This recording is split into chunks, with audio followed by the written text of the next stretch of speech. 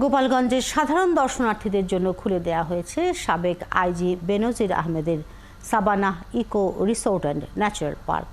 100 টাকা দর্শনের বিনিময়ে প্রতিদিন এখানে বেড়াতে যাচ্ছেন অসংখ্য মানুষ। ছুটির দিনে এই পার্কের খবর জানাতে আমাদের সাথে যোগ দিচ্ছেন সহকর্মী আজিজুর রহমান রনি।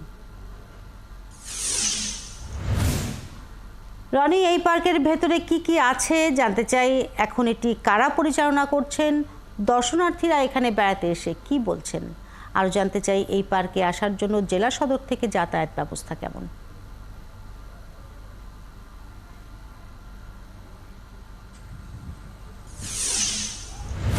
হ্যাঁ শিল্পী, আপনি আসলে যেমনটি বলছিলেন, জেলা শহর থেকে আসলে পার্কটি অনেক দূরে এবং যাতায়াত ব্যবস্থাটা হলো গ্রামের ভিতর দিয়ে আসলে এখানে আসতে হয়। তবে রাস্তাঘাট কিন্তু আসলে আসার জন্য, দর্শনার্থীদের আসার জন্য পর্যাপ্ত রাস্তার ব্যবস্থা রয়েছে এবং সুন্দর রাস্তাঘাট রয়েছে এখানে আসার জন্য। তাছাড়া পার্কের ভিতরটি আপনি যেমনটি জানতে চেয়েছিলেন, এখানে 21টি পুকুর রয়েছে। এখন জন্ম সনদ দিয়ে খোলো বিকাশ স্টুডেন্ট অ্যাকাউন্ট, নিজের বিকাশ নিজে কর। যেখানে মাছ চাষ হয়ে থাকে, এছাড়া বিনোদনের জন্য যে যে বিষয়গুলো প্রয়োজন একটা রিসোর্টের জন্য, সেগুলো পরিপূর্ণ রয়েছে। আমরা আমাদের সাথে দুদকের সহকারী পরিচালক আক্তারুজ্জামান রয়েছে, আমরা একটু তার সাথে কথা বলতে চাই, আসলে তার কাছ থেকে শুনতে চাই যে এখানে কি কি রয়েছে।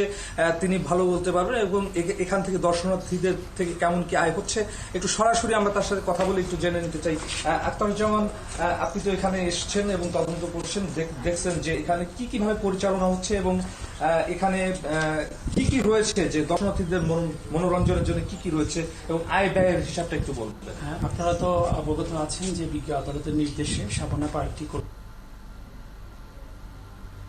নিয়োগ করা হয়েছে। পরবর্তীতে দুর্নীতি দমন কমিশন কর্তৃক একটি ব্যবস্থাপনা কমিটি, পার্কটির সম্পদ এবং সুষ্ঠু ব্যবস্থাপনার ক্ষেত্রে একটা কমিটি নির্ধারণ করা হয়েছে। সেই কমিটির সিদ্ধান্ত মোতাবেক পার্কটি গত 15 তারিখ ওপেন করা হয়েছে। তার থেকে আজ পর্যন্ত 14 দিন প্রায় এখানে 15 লক্ষ টাকার মতো আমরা দর্শনার্থীর মাধ্যমে বিভিন্ন সোর্স থেকে আয় করা হয়েছে এবং এই পার্কের আপনার সার্বিক ব্যবস্থাপনা খুব ভালো এবং সুষ্ঠুভাবে পরিচালিত হচ্ছে। এখানে বিনোদনের জন্য যতটুকু দরকার আমার মনে হয় সবটুকুই এখানে আছে এবং দর্শনার্থীরা এখানে এসে উপকৃত হচ্ছে। তারা এখানে বিনোদনের যে সহনীয় বাতাস সেটা তারা নিজেরা গ্রহণ করছে এবং তারা সার্বিক নিরাপত্তাও তারা খুশি আছে। এই পার্কটির আরও সুষ্ঠু ব্যবস্থাপনার ক্ষেত্রে ব্যবস্থাপনা কমিটি পরবর্তীতে বিজ্ঞ আদালত এবং দুর্নীতি দমন কমিশন এবং সবাই সিদ্ধান্ত মোতাবেক এটা পরবর্তীতে আরও সুষ্ঠুভাবে পরিচালনা করবে বলে আমরা আশা করছি।